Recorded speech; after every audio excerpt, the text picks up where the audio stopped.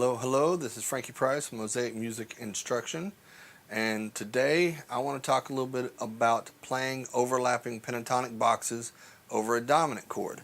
Now, I've already made a video kind of addressing this, or at least touching on the subject, and a student has written in asking me to elaborate a little bit on the concept. So that's what I'm going to do. This is going to be the first in a series of videos all touching on the subject. Alright, and so today I want to talk a little bit about what are dominant chords and why this concept works. Alright, and so just to make sure, some of this may be, you already may know some of this information, but that's okay. Alright, let's talk about what is a seventh chord. Seventh chord, what makes it so special is it has a major third with a minor 7 or a flat 7 in it. So you have a root, minor, major third, fifth, minor seventh. Alright? So because of the notes that are in it, you get kind of a half major, half minor chord. Alright? And because of the half and half, you can use both a major pentatonic and a minor pentatonic to play over top of the chord. Typically we do not use the full septonic scale, the ones with the 7 notes in it, because then pretty much you're just playing a chromatic scale. So even though our pattern adds a little bit, we don't want to add every note. So we just mainly focus on pentatonics when we're doing this. Okay? And when you're doing this, like I say, you have all of these notes. You have a root, major second, flat third, major third, perfect fourth, perfect fifth, sixth, flat 7. Alright, so all in all, you get 8 notes in this scale. Okay? This new pattern with these two overlapping pentatonics. You have 8 notes. But what matters is the emphasis you play on certain notes based off of the chord. So you have those 4 chord tones that I talked about: the root, the major third, the fifth, and the flat 7. All of those notes, now that we overlap the box 1 and box 2, alright, when we overlap those boxes, all of those notes are now in our pattern. If you just have a minor, like box 1, minor pentatonic, it has a flat third, but it does not have a major third. Okay? It has the flat 7, and so the minor emphasizes the minor portion of the dominant chord. Whereas if you have a major pentatonic, it now has the major third, so it is emphasizing the major portion of the dominant chord. See how it works? And when we overlap them, we choose to emphasize certain notes and make all of our chord tones available in our new patterns. That's why this works. You know, we have safe notes, but we also have notes that are called passing tones. And so even though we have a major third in our chord, we can play a minor third because it goes in between the second and the major third. Okay, so you just have like a nice little, it just goes right in there. It's a passing tone. Right? And so when you have this, there are 5 boxes, right? Box 1, 2, 3, 4, and 5. And in each one of those boxes, you have both a major root and a minor root. So what I mean by that is box 1 can be major or minor depending on what notes I emphasize in that box. Okay? So if I have box 1, A minor, so here's my A, okay, and then here's my fifth, flat 7 octave. Those are my chord tones. Those are my safe notes. That's where I'm always trying to get to in my phrases, in my soloing, okay? Now, if I emphasize those over a chord, then it's going to sound like a minor scale. Okay? But now if I take that same pattern, box 1, and I'm going to keep it in the same place, but now my major root is here. Okay, it's going to be right there on the C. So box 1, right here in 5th position, if I play here, it's A minor. If I emphasize that note. If I emphasize this note, second note in my box, it is now C major. And it has a whole new set of chord tones. Root, 3rd, all right? There's my octaves. See that? New chord tones. Root, 3rd, 5th, octave. All right? And it sounds completely different, even though I'm playing the same notes. Right here, minor, major. Okay? Same collection of notes, all right? But different roots. Now, it is because of these roots and the way they move, all right? Like the root in box 1 is in a different place than the root in box 2, all right? Root in box 2 is different than the root in box 3. Box 1, here, okay? That is our A. Now, if we stay in the same place, this becomes C major. But what if we still want to play A, okay? What that means is in box 1, right there, there's my A root. But in box 2, it's here, my first note, that becomes my A major root.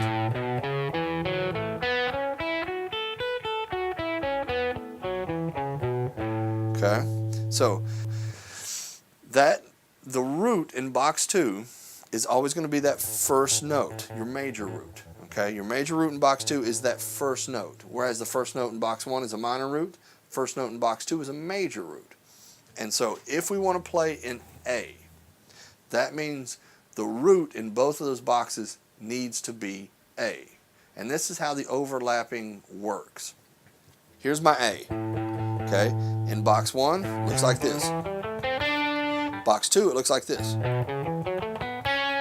And they're both A's, but I have gone from A minor to A major. Okay, both sharing roots and a 5th. But what is different is one of them has a minor 3rd, one of them has a major 3rd, and one of them has a flat 7, the other one has a 6. Okay? Now hopefully you understand what I mean by all these 6s and 3s and 5s. Those are intervals. Those are notes and how they relate back to the root. Okay? Root of the chord is A. So everything we figure up goes back to A. So like A, B, C. C is the 3rd. All right? D would be the 4th. E is the 5th.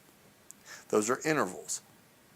How they relate back to the root. How the notes in our scales and our chords relate back to the root. Okay? And so what happens is you share a root. Okay? So if we're playing in A, we're playing in A. We're not playing in A minor. We're not playing in A major. We're playing in A. And you're using both a major scale and a minor scale, both, to give you notes in A. Does that make sense? Okay, I hope so. So if you put the two together, you get a pattern where you take notes out of box 1 and then you add notes out of box 2. And you put them together in one pattern. And so now that one pattern, and you have a shift there, see that? That one pattern uses all the notes from my A minor, and it uses all the notes from my A major, both pentatonics, and it puts them together in one new pattern. I have my root, my minor 3rd, all right, my major 3rd, there's my chord tone for the dominant, 4th, 5th, another chord tone, 6, 7, there's my flat 7. So now I am covering all of the chord tones in my dominant chord, and that's what you want to do when you're doing this. All right, whenever you're soloing and you just play box 1, all right, you're always going to have one note that clashes. You have what is called dissonance, which means you're playing a note that is a half step away from a chord tone. All right, so box 1, this note right here is that minor 3rd, but here's the note in my chord. So this is actually pretty ugly when you put them together, all right, there's what you get, an octave apart. Yeah, it's kind of ugly, but because we've heard this played so many times, you know, just about every blues song, you have heard somebody play a minor pentatonic over a dominant chord. And there's a little bit of ugly dissonance in there, depending if they hold that note or not, okay? But then, vice versa. If you play a major pentatonic, okay, you now have the major third, but you have a 6. And our minor chord tone is this flat 7. So, once again, you have a half-step dissonance. It's a little ugly. And that's, if you combine the two scales, now all of your chord tones are covered in a safe note kind of fashion. They're in your new pattern. They work. They make your scale sound good. But being able to go back and forth is tricky. All right? You don't want to hang on a note that is dissonant to the major part of the scale. You don't want to play a note that's dissonant to the minor part of the scale. And so you use all of these passing tones, these notes that you just, that are right beside of each other.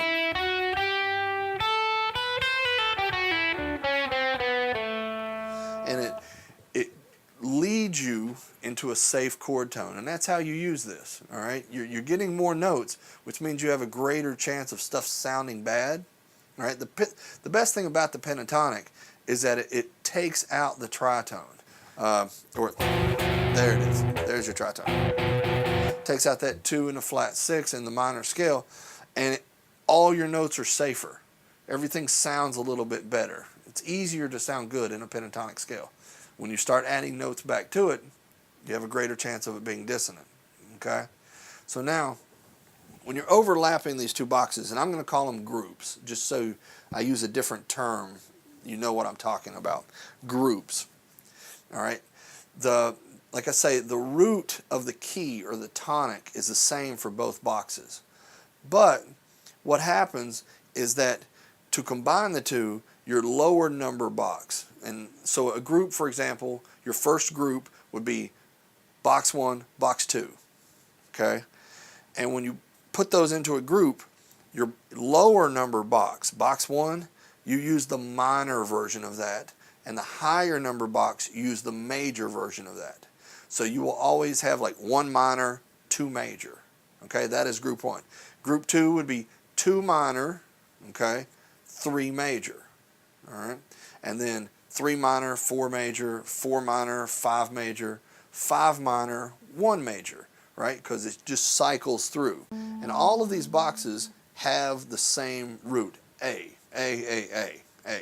And so that means we're playing in the key of A. But I want you to think, for this purpose, you're not playing A minor, you're not playing A major, you're playing A. We take box 1 in A, we take box 2 in A, okay? So hopefully, as you're building these and you're trying to find, like, why does it work, why not, you have to look for the roots in all of the boxes. And those roots tell you the pivots of how box 1 fits over box 2. You're looking for that overlap, but with a constant root for the two boxes, okay? For this to work, you don't want to shift position.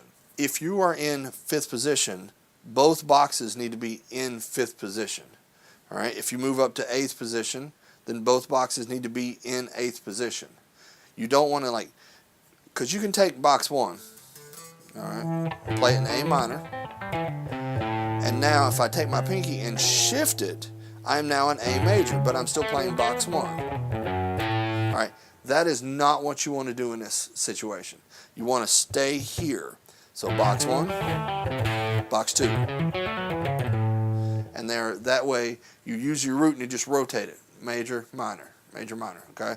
In each of these overlaps, I'm always looking for the root. That is the point of what we're doing here, okay? You are not using the same shape in a new place. You're staying in the same place using 2 different shapes, okay? And when you do this, and I mentioned earlier about you get this new pattern with all of these notes, 2s, flat 3s, regular 3s, you get a Dorian-based idea with a major third. And I don't know if you really know about modes or anything like that. I'll save that for another video. But you get notes from the major box, 2, 3, and 6, and you get notes from the minor box, flat 3, 4, and flat 7. Put them together, you get a new pattern, and that's what we're creating here. That overlap creates a whole new pattern. And I mean, there are examples of this, especially from Clapton. Clapton does this all the time. He's a master at this. Even if you listen to the intro solo of Crossroads, he does this where he's flipping between A major and A minor right in the same spot. And it creates all these passing tones, these nice leading tones that help your phrases and your solos sound complete when you hit the root. All right, and that's the point of all this. Anyway, I hope this at least helps you to understand the fundamentals of what is a dominant chord, how the boxes overlap, kind of what we're dealing with in this situation. And like I say, this is going to be a series. So in the next series, I'm going to focus more on what is box 1 and box 2, what is the pattern, and how does it fit over a chord. And I'm going to demonstrate a few licks and things in that box over an A7 chord. And then next one will be like 2 and 3, 3 and 4, 4 and 5, 5 and 1. I'm going to go through all the boxes, show you a few licks, and just demonstrate how you stay in a key and you overlap these boxes, but you move around the neck. All right? You can absolutely take this concept different places all up and down the neck. So I hope this helps. Go ahead and watch the rest, and if you have any questions or any comments, please feel free to send them on. I will address them. I appreciate you watching, and I will see you soon. All right? Take care.